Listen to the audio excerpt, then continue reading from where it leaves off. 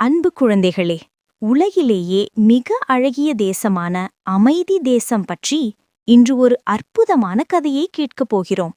இந்த தேசம் உலகிலேயே மிக மென்மையான பளபளப்பான பட்டுத் துணிகளை தயாரிப்பதில் பெயர் பெற்றது. இந்த பட்டுக்கு காரணம் என்ன தெரியுமா? சந்திரிய ஒளியின் மாய சக்தியால் வாழும் விசித்திரமான பட்டுப்பூச்சிகள்தான். அந்த அமைதி தேசத்தின் ஒரே வாரிசு ஒரு இளவரசி. அவளுக்கு 10 வயதுதான். மற்ற குழந்தைகள் விளையாடும் நேரத்தில் அவளோ தன் கையில் ஒரு பூதக் கண்ணாடியுடன் தனது செல்ல பட்டுப்பூச்சிகளை ஆராய்வாள். அவள் மிகவும் தைரியமானவள். எல்லாவற்றையும் அறிவியல் கண்ணோட்டத்துடன் பார்க்க விரும்புவாள். தாத்தா கூறுகிறார், "நீ மறந்துவிடாத என் செல்லமே, இந்த பட்டு வெறும் துணி அல்ல, அது நமது தேசத்தின் இதயம்." இந்த இளவரசிக்கு ஒரு ரகசிய நண்பன் இருந்தான். அவன் ஒரு சிறிய சுறுசுறுப்பான சிவப்பு நிற நிஞ்சா பூச்சி.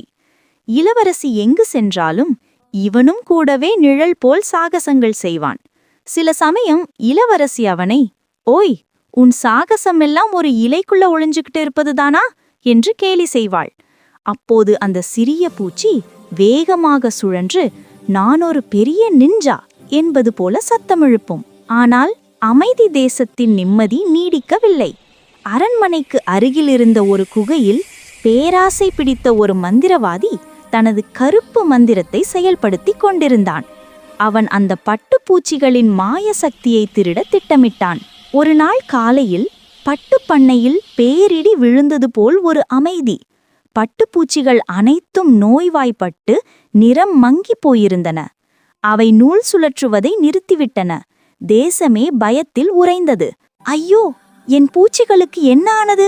நாம் ஏதாவது செய்ய வேண்டுமே, இது ஒரு நோயைப் போல தெரியவில்லையே" என்று வருத்தமாக கூறினார் இளவரசி. தாத்தா இளவரசியிடம் கூறுகிறார், "இது கருப்பு மந்திரத்தால் வந்த கோளாறு மகளே.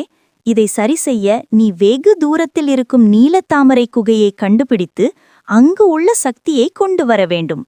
நீதான் நம் நாட்டின் நம்பிக்கை" என்று கூறினார். உடனடியாக இளவரசி தன் பூதக் கண்ணாடி, அறிவியல் கருவிகள் மற்றும் நிஞ்சா பூச்சியுடன் சாகச பயணத்தை தொடங்கினாள். அவர்கள் முதலில் அடர்ந்த மூங்கில் காட்டுக்குள் நுழைந்தனர். காட்டில் ஒரு பெரிய பாண்டா கரடி பசியால் வாடி சோகமாக வழிமறித்தது. இளவரசி உடனே தன் அறிவியல் அறிவை பயன்படுத்தினாள்.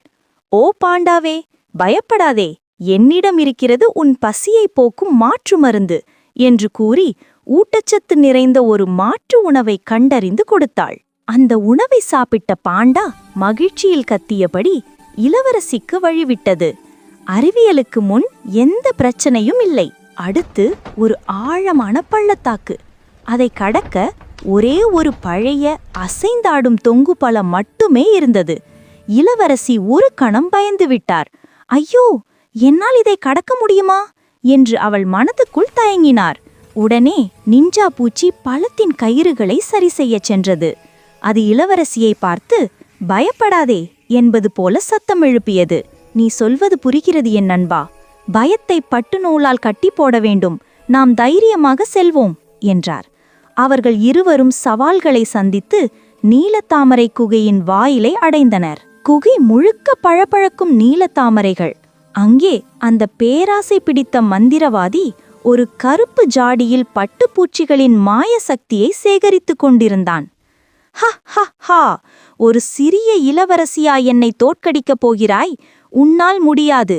என் மந்திர சக்தியை யாராலும் அழிக்க முடியாது" என்று கூறினான். "ஒரு சிறிய பெண்ணிடம் நான் மோத மாட்டேன்" என்று கூறி இளவரசி மீது மந்திரக்கோலை காட்டினார்.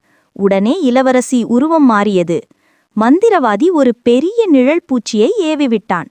உடனே நிஞ்சா பூச்சி அதனுடன் சண்டையிட பாய்ந்தது. "நீ அவனது கவனத்தை திசை திருப்பு. நான் இந்த மாயாஜாலத்தை என் அறிவியலால் முறியடிக்கிறேன்" என்று இளவரசி சத்தமிட்டாள். மந்திரவாதி சுதாரிப்பதற்குள் இளவரசி தன் பூதக் கண்ணாடியை எடுத்தாள். "சூரிய ஒளி மாயாஜாலத்தின் எதிரி.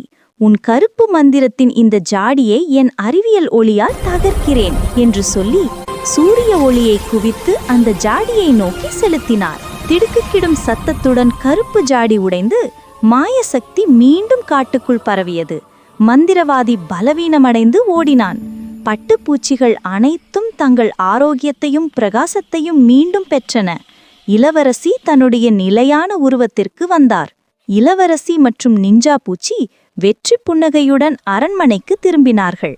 அமைதி தேசத்தின் மக்கள் முன்பை விட அதிக பிரகாசமான வலிமையான பட்டுத் துணிகளை உருவாக்கினார்கள். இளவரசி தனது நாட்டின் அறிவியல் ஒளியாக போற்றப்பட்டாள். அன்பு குழந்தைகளே, இந்த கதையின் மூலம் நாம் கற்றுக்கொண்டது என்ன? தைரியம், அன்பு மற்றும் அறிவியல் அறிவு இருந்தால் எந்த ஒரு சவாலையும் நாம் முறியடிக்கலாம். நீங்களும் இளவரசியைப் போல பிரகாசமான அறிவுடன் இருங்கள்.